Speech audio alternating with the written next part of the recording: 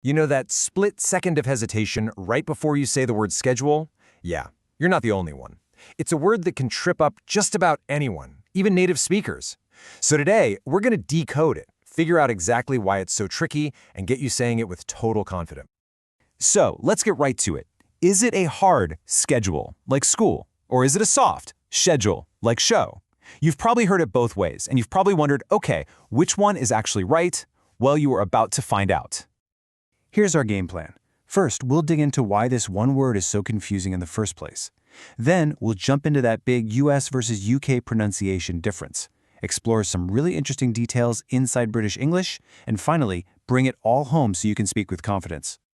All right, so why all the drama over this one word?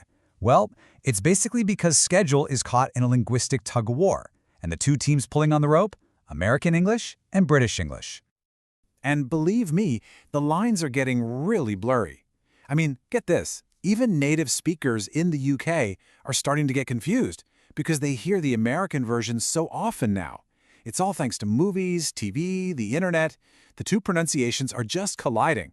So if you've been wondering about this, you are in very, very good company.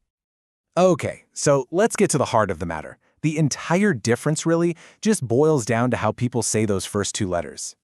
In American English, it's a hard sk sound at the beginning, schedule.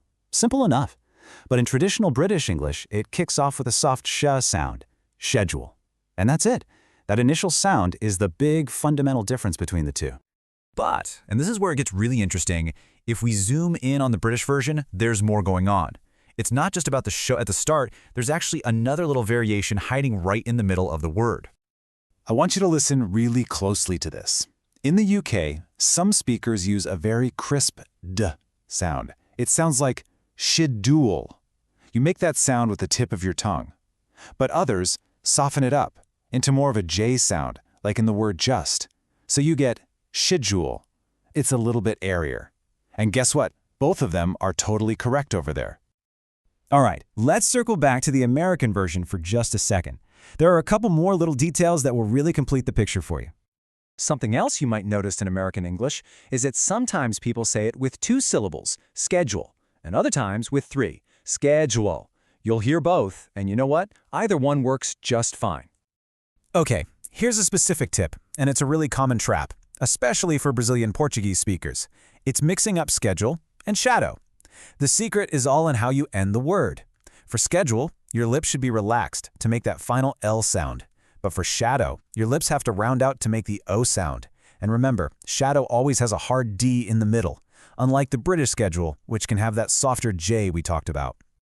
You know that final L sound we keep mentioning? Well, it actually has a cool name. It's called a dark L. It's that deeper, kind of fuller sound you make when the back of your tongue pulls back a little. And you'll hear this dark L at the end of schedule no matter where you are, in the US or the UK. It gives the word that really distinct finish. So we've broken down all the little details. Now the fun part. Let's put this all together so you can start using this word without even thinking about it. So, what's the bottom line? Here it is. Both schedule and schedule are correct. It's that simple. Schedule is the standard in America, and it's becoming way more common everywhere else. Schedule is the traditional British way. Honestly, our best advice is to just pick the one that feels more natural for you to say and just stick with it.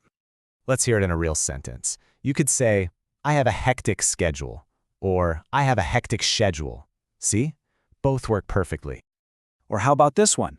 The project will be completed on schedule, or the project will be completed on schedule. Again, totally fine either way.